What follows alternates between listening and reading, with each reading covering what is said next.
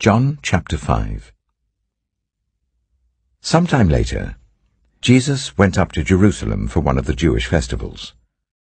Now there is in Jerusalem near the sheep gate a pool, which in Aramaic is called Bethesda, and which is surrounded by 5 covered colonnades. Here a great number of disabled people used to lie, the blind, the lame, the paralyzed. One who was there had been an invalid for 38 years. When Jesus saw him lying there and learned that he had been in this condition for a long time, he asked him, "Do you want to get well?" "Sir," the invalid replied, "I have no one to help me into the pool when the water is stirred. While I'm trying to get in, someone else goes down ahead of me." Then Jesus said to him, "Get up, pick up your mat and walk." At once the man was cured. He picked up his mat and walked. The day on which this took place was a Sabbath, and so the Jewish leaders said to the man who had been healed, "It is the Sabbath. The law forbids you to carry your mat." But he replied, "The man who made me well said to me, 'Pick up your mat and walk.'" So they asked him, "Who is this fellow who told you to pick it up and walk?" The man who was healed had no idea who it was, for Jesus had slipped away into the crowd that was there. Later, Jesus found him at the temple and said to him, "See, you are well again. Stop sinning, or something worse may happen to you." The man went away and told the Jewish leaders that it was Jesus who had made him well. So, because Jesus was doing these things on the Sabbath, the Jewish leaders began to persecute him. In his defense, Jesus said to them, "My Father is always at his work to this very day, and I too am working." For this reason they tried all the more to kill him. Not only was he breaking the Sabbath, but he was even calling God his own Father, making himself equal with God.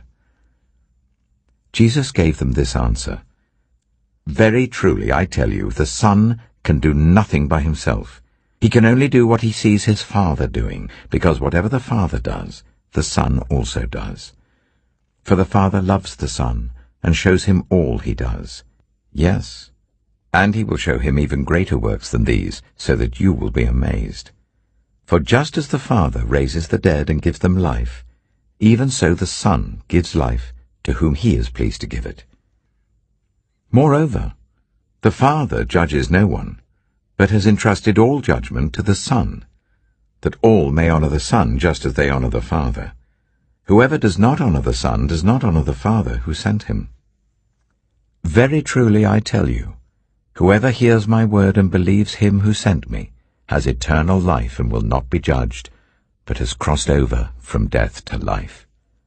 Very truly I tell you, a time is coming and has now come, when the dead will hear the voice of the Son of God, and those who hear will live. For as the Father has life in himself, so he has granted the Son also to have life in himself. And he has given him authority to judge, because he is the Son of Man.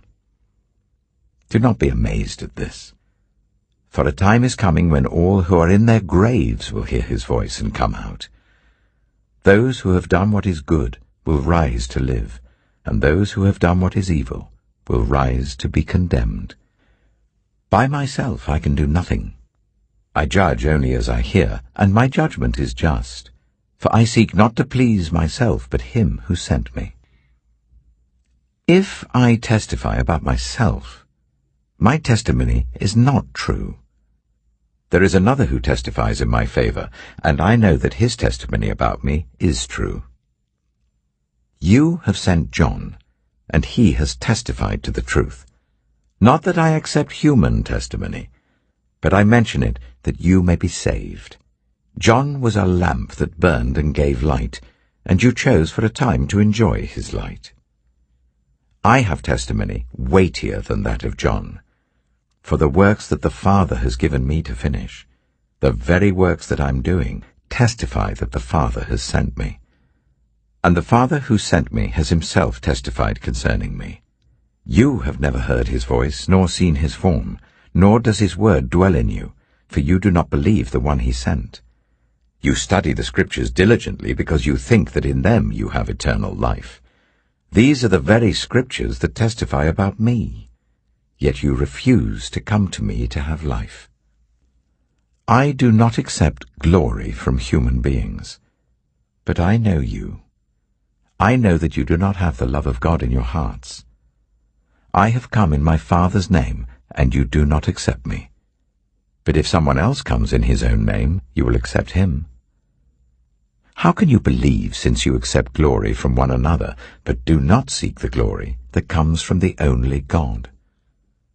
But do not think I will accuse you before the Father. Your accuser is Moses, on whom your hopes are set. If you believed Moses, you would believe me, for he wrote about me. But since you do not believe what he wrote, how are you going to believe what I say?